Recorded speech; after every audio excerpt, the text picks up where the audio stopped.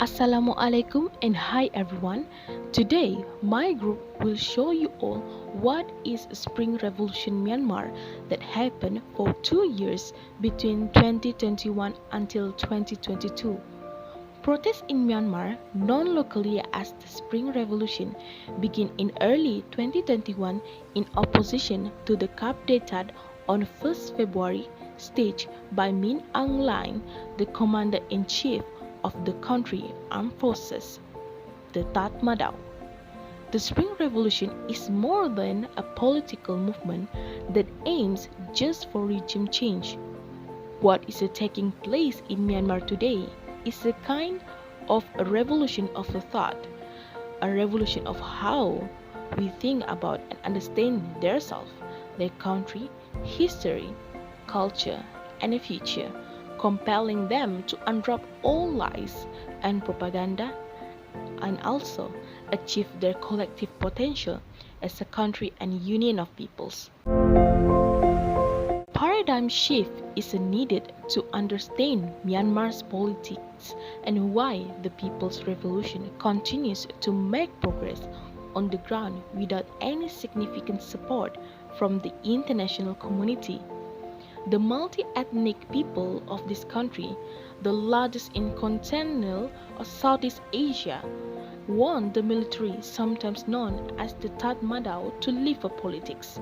They no longer see this military, at least in its current shape or form, as a necessary institution that has the willingness and capability to defend the country from potential external threats. Instead, the military is now viewed as a mere power-thirsty institution made up of thugs who have embezzled the country's wealth for decades and recklessly murdered thousands of its citizens. Myanmar, so long as it is under military rule, is irredeemable. After the repeated violent suppressions of initially non-violent protests, the military coup, the people of Myanmar feel they have no option but to fight against the dictatorial system, whatever shape or form it takes, in the name of freedom and self-determination.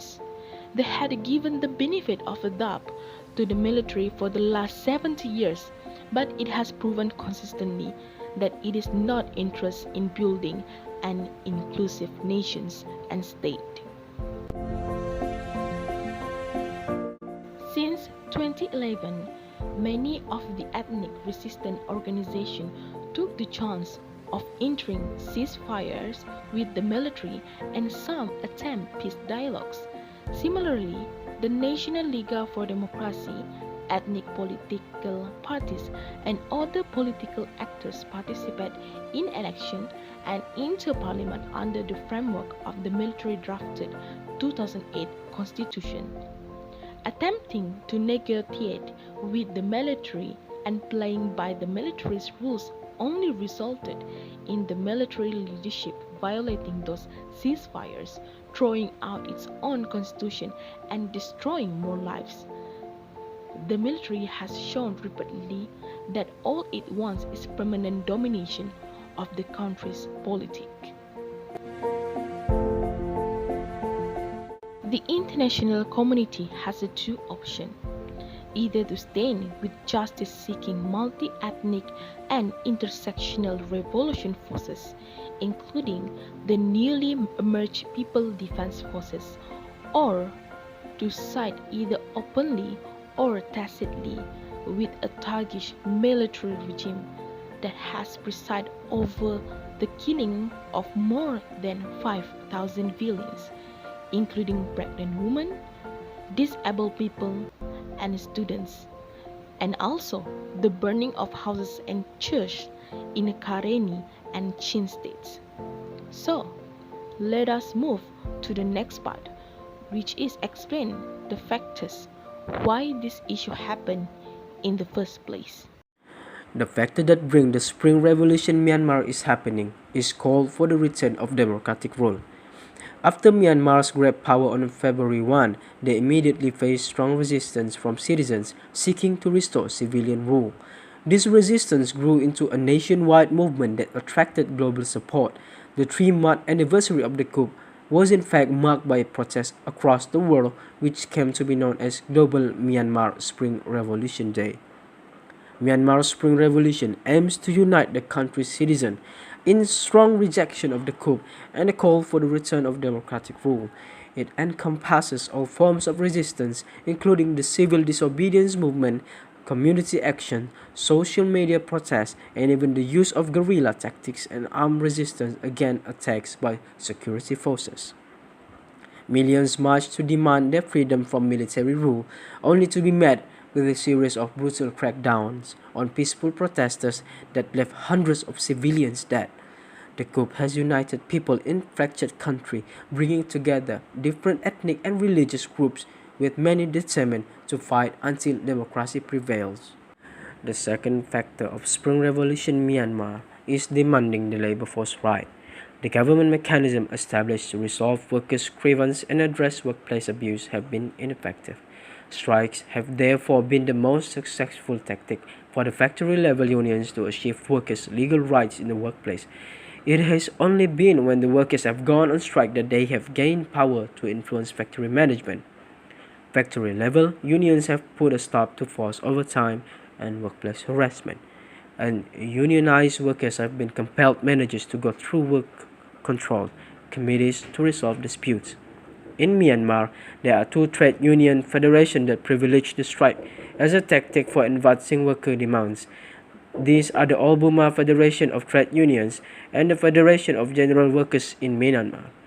21 factory-level unions founded the second of these in the Khiliang Taryar industrial zone on the outskirts of Yangon in September 2019. Since the membership has steadily increased, it was FGWM workers who led the anti-coup protests in Yangon and catalyzed the Spring Revolution. Thousands took the streets in response. People across the country were moved to the support in protesting workers and joined the mass movement against military rule. Next, the practice involved in Spring Revolution Myanmar. The event of Spring Revolution in Myanmar, also known as Burma, occurred from March to May 1989. The revolution was led by the National League for Democracy, NLD, a party that had been banned since 1982. The regime was headed by the State Law and Order Restoration Council, SLORC, and led by General Newin, who seized power in a military coup in 1962.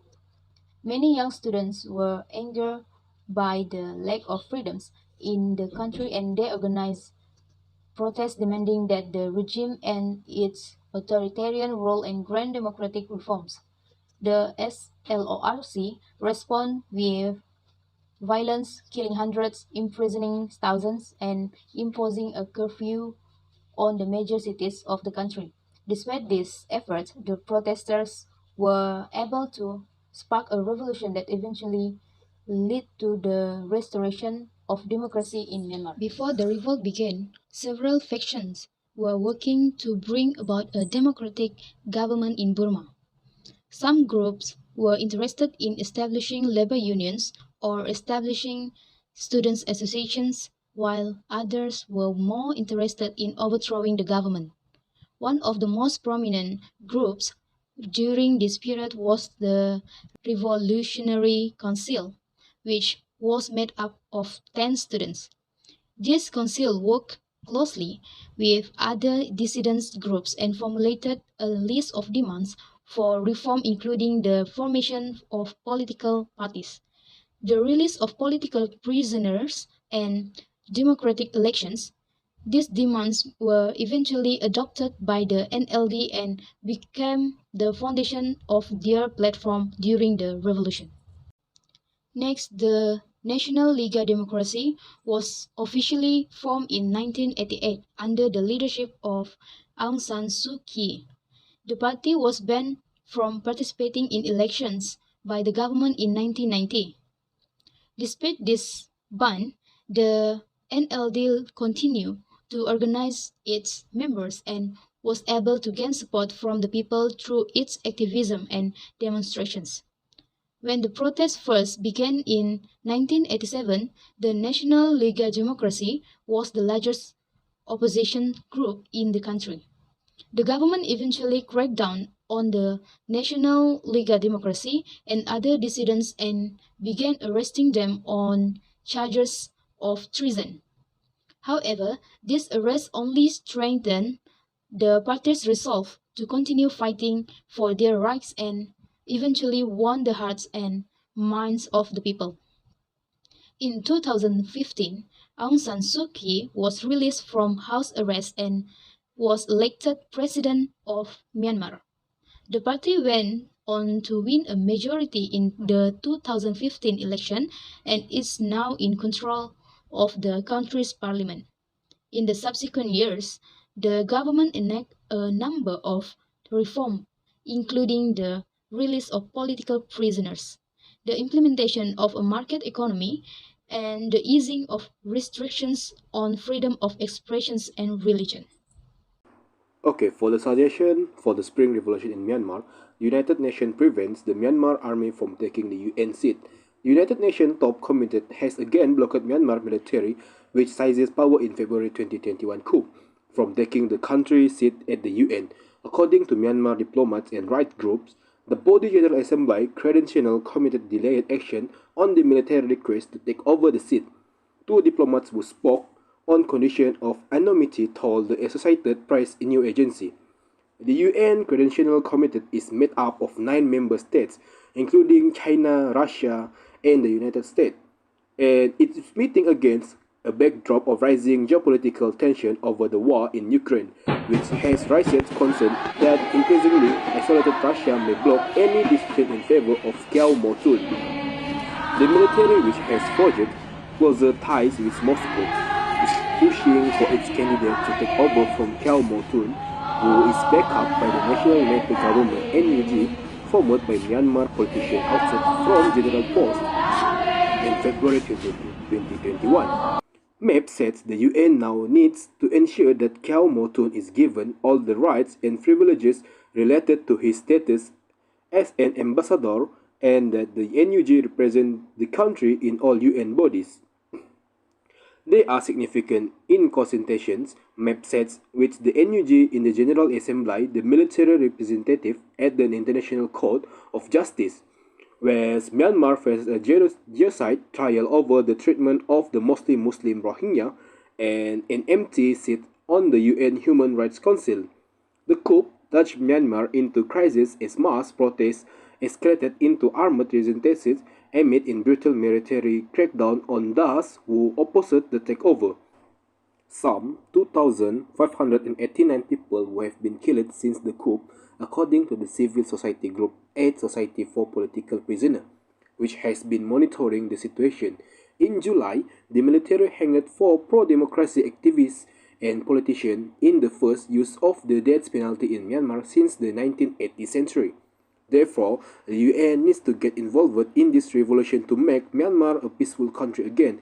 If the UN is not involved in this problem, more than problems will occur, such as more and more deaths. This matter will be better controlled because the UN army is also involved because the UN army consists of several countries. They cannot raise their hands because it will cause bigger things by involving other countries.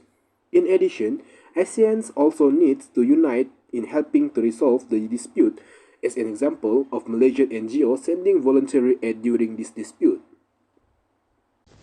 Last but not least, the military coup in Myanmar was met with the misspread peaceful protests.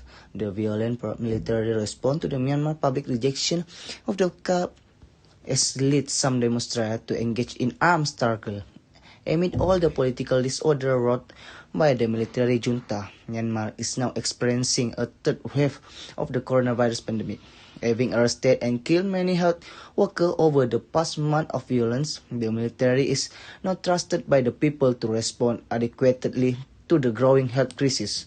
As the year continues, the impact of the coup across all the sectors of society will be deeply felt. Resistance to the coup, both armed and unarmed, is likely to continue as the majority of people in the country reject the military junta and their campaign of violence. The coup has been harshly condemned by the United States and some other foreign governments, which have imposed sanctions on junta leader. But there has been little action by the United Nations Security Council, where Myanmar has the backing of two veto-wielding members, Russia and China. Russia is a major supplier of arms to Myanmar, leader of the Association of Southeast Asian Nations, which include Myanmar, adopt what they call a five-point consensus on resolving the conflict, which include the immediate cessation of violence and constructive dialogue to find a peaceful solution. But the junta has largely ignored the plan, and the regional organization has taken no step to enforce it. Right groups have called on world leaders to take tough action, like imposing a global arms embargo, banning aviation, full sales, and blocking revenue from Myanmar joint operation with foreign companies.